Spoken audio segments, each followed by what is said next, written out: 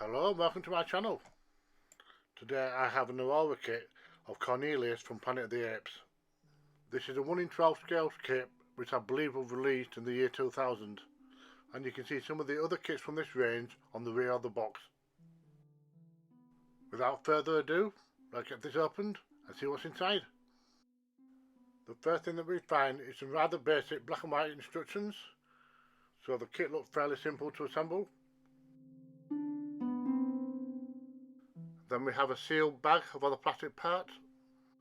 Over the years, a lot of these parts have separated themselves from the sprue. That saved me a little bit of work. So inside we get the Cornelius figure, plus we get quite an elaborate base. And the setting for this is based on the second film, Beneath the Planet of the Apes, as Cornelius is stood amongst the old ruins from when mankind ruled the world. I'm just going to remove the remaining part from the sprue so we can check them all out. So here are all the parts laid out. There's 20 pieces in total. I just need to do a little bit of clean up before I start assembly.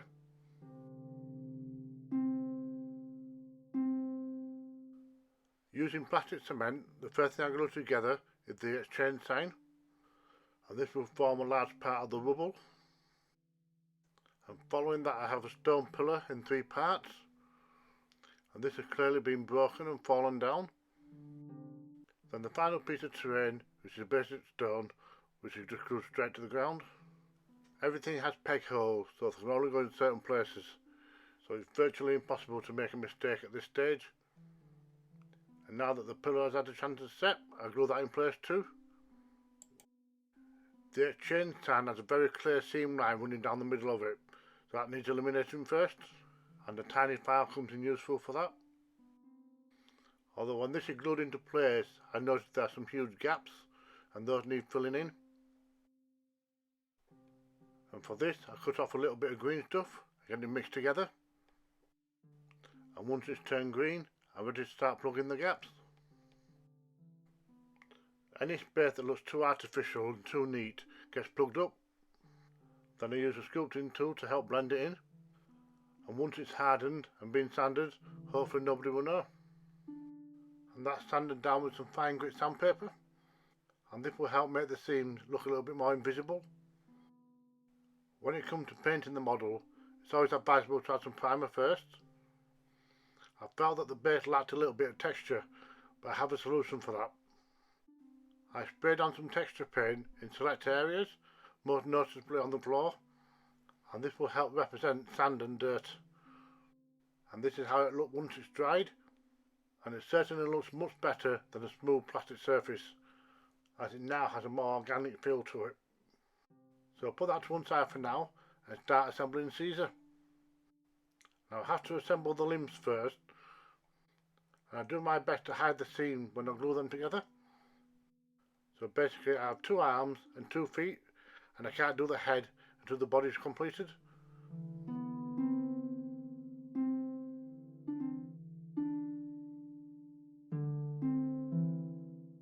There's also a peg that needs slotting into place for the left arm.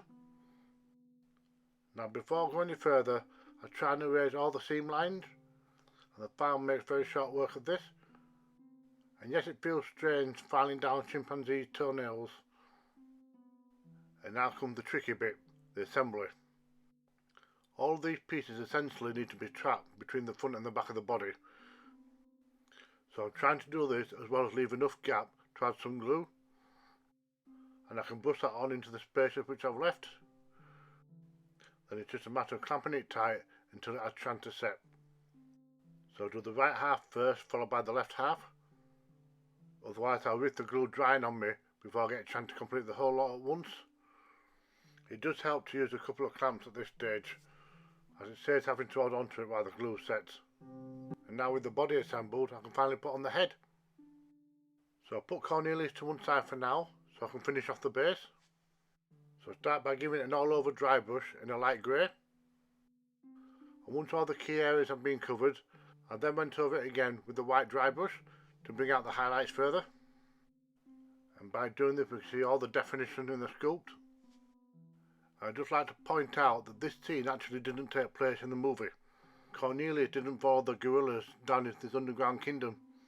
He was actually busy recovering the wreck of Taylor's spaceship so he could return to Earth in the past in the next movie. And with all the stonework done, I'll move on to the ground texture. And for this I use a dark brown followed by a light brown. And that combination is enough to make the dirt colouring appear a bit more random.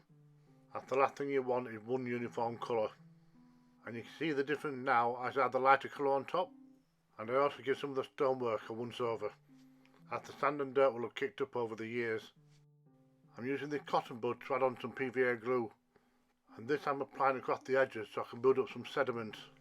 This model sand has little bits of stone in it, and this helps to transition the larger stone pieces to the dirt and sand on the floor. And then it's held into place further with a few drops of fixer. Then I have to put that to one side for a couple of days to set. Now I can turn my attention to Cornelius and start filling in a few gaps. So back to my old friend the green stuff. There is a really obvious seam going across the top of his head. So after use my sculpting tool to help sculpt in some hair grain, and this should help hide the seam.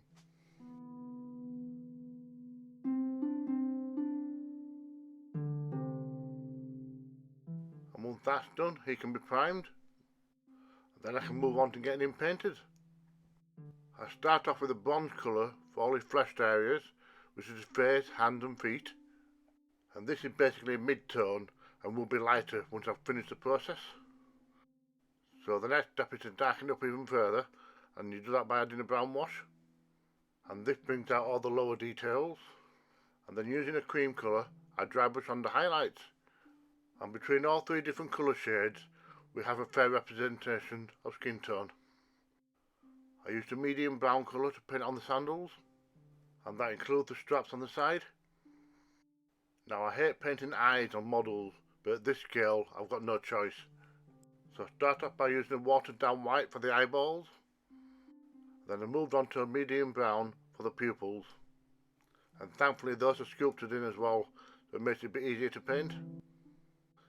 And using a tatty brush, I paint on the black hairline, and using this method gives me uneven edges resembling that of actual hair. I also use the same technique for the hands and the feet, as the hair colour for these areas needs to be a little bit patchy and the skin needs to show through. And to help enhance the hair detail further, I dry brush on the grey, and this will help make the individual strands look like they've picked up some sunlight. Even though this model isn't 100% screen accurate, I try to paint the corresponding parts the appropriate colour, such as making sure these sleeves are brown. The large majority of this costume is painted a forest green, as that's the colour to represent the chimpanzee section.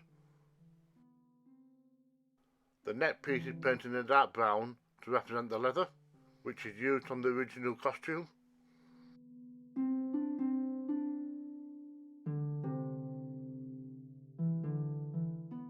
And to help bring out some of the details in these darker areas, I dry brush on a cream colour, and it helps things like this raised logo to stand out.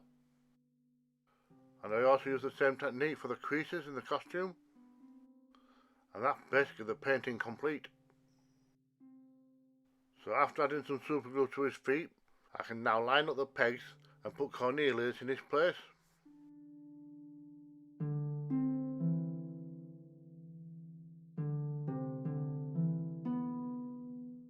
And the last thing I do is protect the paint by spraying on a matte sealer. And then this guy is ready to go on display. Even though the pose is a little bit static and the details aren't quite perfect, I do think that came out fairly well. I do also have the Dr. Zayas kit from the same collection, so all being well, I'll get around to making that video in the near future.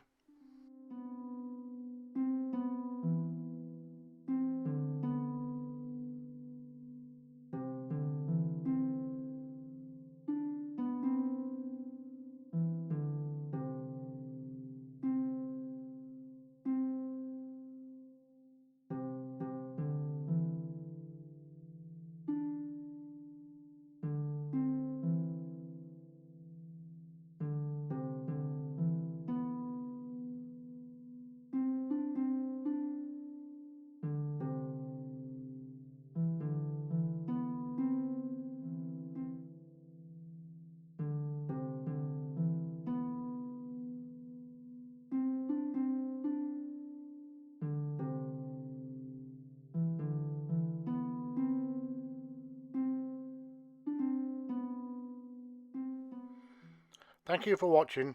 Don't forget, if I can do it, so can you.